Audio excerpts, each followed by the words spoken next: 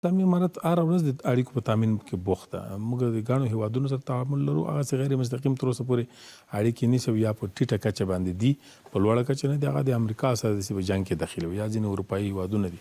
موږ غوښتنه بار بار دا سوې ده چې تاسې باید خپل سفارت دلته فعال کړئ، زموږ سفارت هلته موږ ته اختیار کې راکړل سي او زموږ تعاملات رسمي پیل سي. دا د ټولو جهاتونو په ګټه. یعنې ځینې هیوادونه شته چې هغې لیواله دي اسلامي امارت سره مستقیمې اړیکې وپالي، څوک بې له شکه مخنیوی کوي، خنډونه ورته څوک جوړوي؟ اروپایي هیوادونه زما په نظر ټول لیواله دي، خو هغوی د امریکا سره خپل تړونونه او ځینې نزاکتونه لري. له هغې وجې نه دوی د امریکې ټنډې ته ګوري په اصطلاح، او یا ځینې نور هیوادونه هم په رسمي تعامل کې دي له موږ سره، خو اعلان یې نه کوي. هغوی هم د هغو هیوادونو سره خپل نزاکتونه لري. سو هغو باندې باید موږ هم دوی مجبوره نه کړو. اصلي موضوع دا ده چې ورو ورو دا پروسه حل کېږي.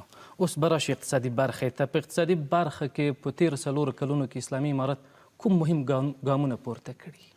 الحمدلله په اقتصادي برخه کې خو افغانستان ډېر لوی لاسته راوړنې لري. اقتصادي برنامې چې امارت کله حاکم سو، اول هغه شی چې مهم و امنیت و.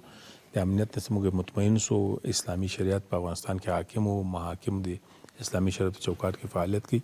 بل هغه هدف چې اسلامي امارت درلود د خپل هیواد بیرته آبادي په پښو درولو. د دې لپاره اقتصادي برنامې طرحه شوې. هغه ټولې لویې پروژې چې یو وخت خوب و خیال وي، په طرحه کې موجودې وي، په پلان کې وي او عملي کېدلی نه سوی، اسلامي امارت په کامل متانت او جرأت سره د هغو عملي ګامونه پورته کړل.